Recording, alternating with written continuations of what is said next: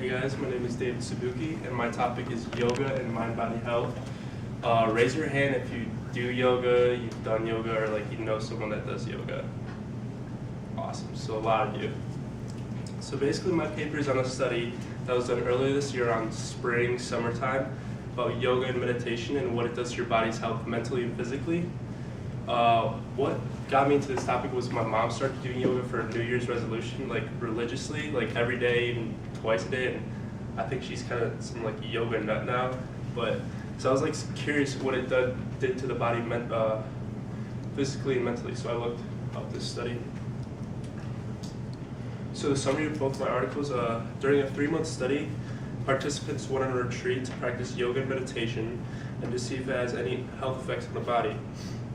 A quote from Science Daily quoted that in this study, the retreat participants were assessed before and after practicing in a 3-month yoga and meditation retreat that involved daily meditation and Isha yoga practice, accompanied by a vegetarian diet.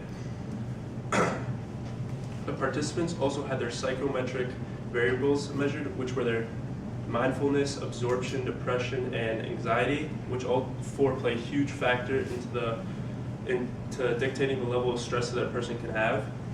These 4 factors tells you a lot about the human mind, and also these 4 factors fluctuate throughout a person's life. The study's shown that the 4 factors improved positively with the 38 participant range and stayed positive throughout the whole study. And that was from my peer-reviewed article, Khan et al. 2017.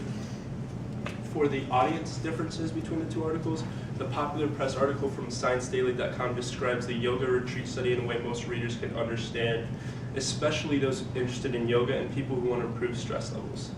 The popular press article goes on to talk about how many people have reported positive health benefits from practicing yoga and meditation and experience both mental and physical benefits from these practices.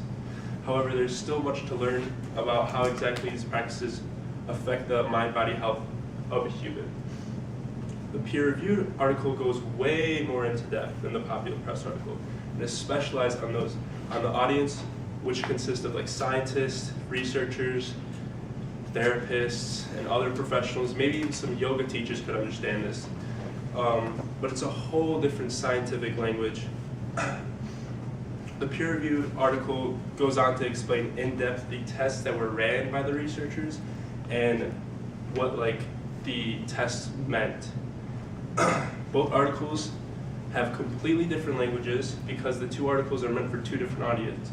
The peer-reviewed article is meant for like scientists, therapists, researchers, while the popular press is made for like the general audience like us. For the length and format for the articles, the popular press article only had a 1.5 pages of content, and it keeps it pretty brief with an eye-catching introduction and some facts to keep the audience interested.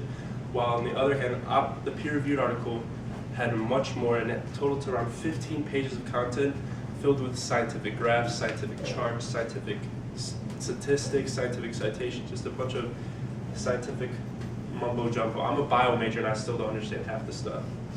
For the arguments for both articles do state that yoga will improve one's health. The popular press article simplifies and condenses the evidence and information that shows it helps a person's health.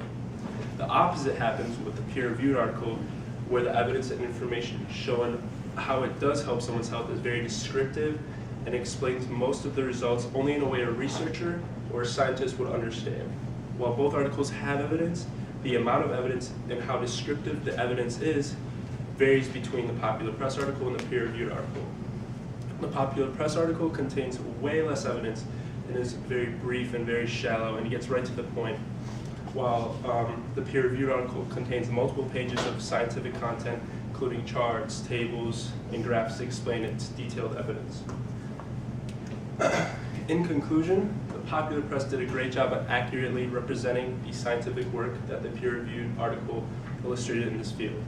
However, the popular press article only went in briefly on how yoga is beneficial on the body and did not go into as much detail as the peer-reviewed article had like all its data, but it just like the popular press article that just touched its feet in the water with how much evidence it had. But however, the evidence that it did provide in the article was beneficial and it had enough detail to please the readers and to prove to them that yoga was beneficial. And these are my references. Thank you for listening.